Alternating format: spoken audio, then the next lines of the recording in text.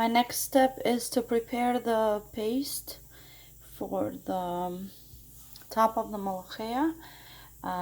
All you need for that is some cloves of garlic. You can choose a lot or a little, it depends on your taste of garlic. And I think the more the better, it gives it a better taste, that signature taste of molokheya. And I'm using some ground coriander from that one. And I'm going to mince it all together, and it's going to turn into a paste.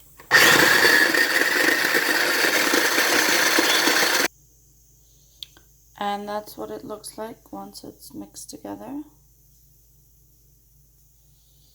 You can do this just enough for one time of making molokheya, or you can use the extras for next time. You can put it in a Ziploc and put it in the freezer, and next time you don't have to mince it again. You can just take the paste from the freezer directly into the butter and fry it that way. Next, you're going to fry this in a pan with butter. I put the butter already. You can put as little or as much as you want, again according to taste. I'm going to pour my garlic and coriander here. I think that's enough for one time. I can probably put the whole thing there, but I don't want to get too sleepy with all that garlic. I think this is enough. Then I'm going to fry it lightly, and the smell that comes out of this is amazing. If anyone smells this, they will scream, "Are you making molokheya? I smell molokheya."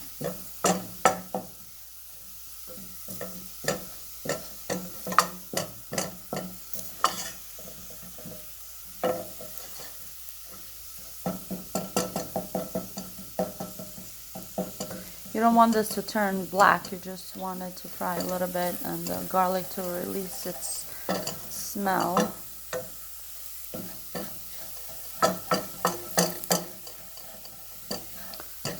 And because it can burn really quickly, you want to turn up the heat after a few seconds. When you see it's golden brown, just turn it off, and it can brown further just with the remaining heat. Meanwhile, my rice is almost finished, and my pressure cooker is almost ready to be opened. Then I'll show you the next step of what I'm going to do to put everything together. This is one type of molokheya that you can use. This is frozen molokheya that I got from Middle Eastern store. You can find this in international stores, Arabic stores, Turkish stores.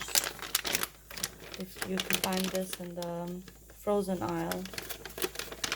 If you let it thaw, because it's like a big plate inside, frozen. It has another bag. If you want to thaw it quickly, you can slit a little hole like I did, add some water inside, and by the time you're doing the rest of this dish, this one has frozen and turned into liquid. There's my molokheya bag inside, and the molokheya has thawed. Let's see, my chicken is ready. You don't want it too tender, because after this step you can always put some butter on it and just make it a bit crispy in the oven, or you can eat it like this. But if it's too soft, it's just gonna fall apart, and you don't want that. So you want it to boil, but not fall off the bone completely.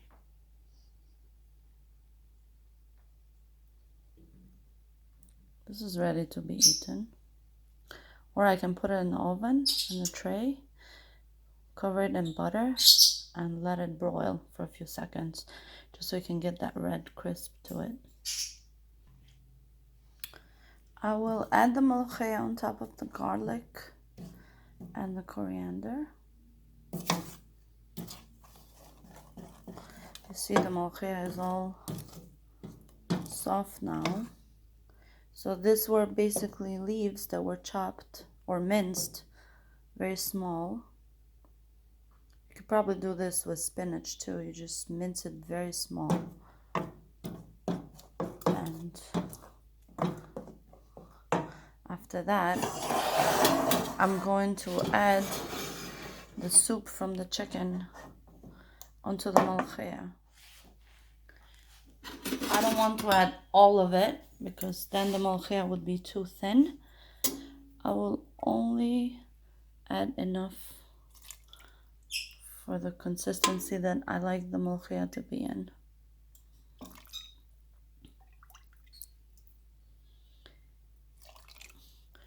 You try not to have too much water because then the stock is not thick and the molokheya gets watery.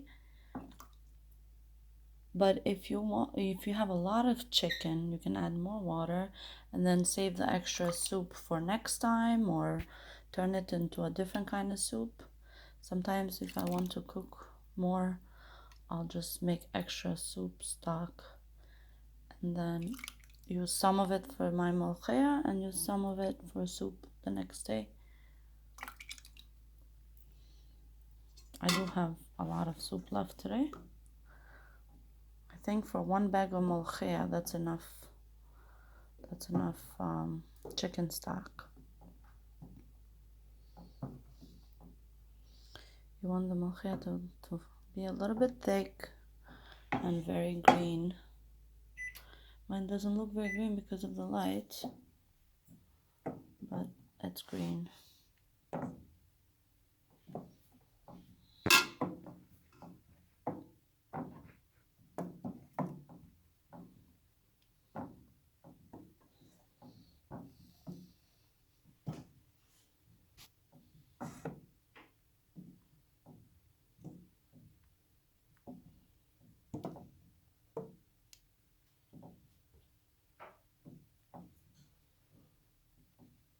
Okay, if I'm done mixing, my next step would be to turn on the fire for the molokheya.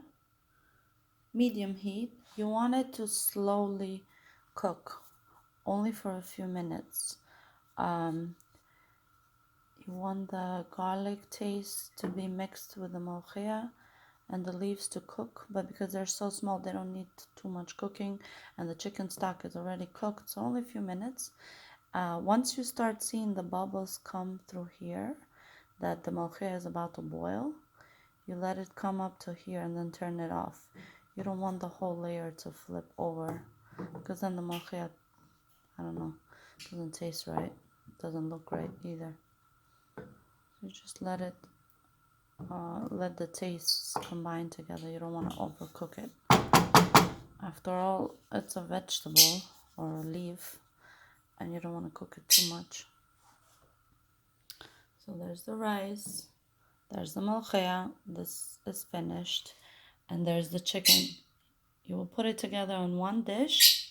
The only difference is that you can take out as much chicken as you need to use for the meal. Put it in the broil with some butter on top, make it crispy, and that's it. I'll show you in a minute. Mama, I smell Molokheya. Really? Yes, I came all the way from outside. I could. Is it good? Yes. So this time I decided to make my chicken a bit crispy. What? Molokheya done? You smelled it too? Yes, I smelled it from all the way downstairs in the outside. Okay, 1 second guys, I'm making a video. Okay, so the molokheya has started boiling. That means I'm going to turn it off.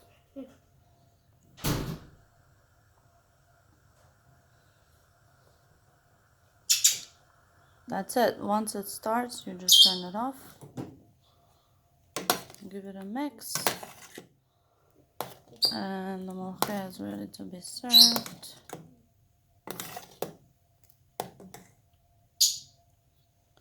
Now, as I was saying, the chicken, I'm going to make it a bit crispy because we prefer it that way. And also I wanted to show you. Okay, guys, this is how we eat molokheya. We have the rice, we pour the molokheya over, and we have the chicken on the side. If you want to, you can put some hot sauce over it. It tastes so good. If not, this is good enough. It smells and tastes yummy. Thank you for watching the way I make molokheya. Please consider subscribing to my channel for new videos. Thank you.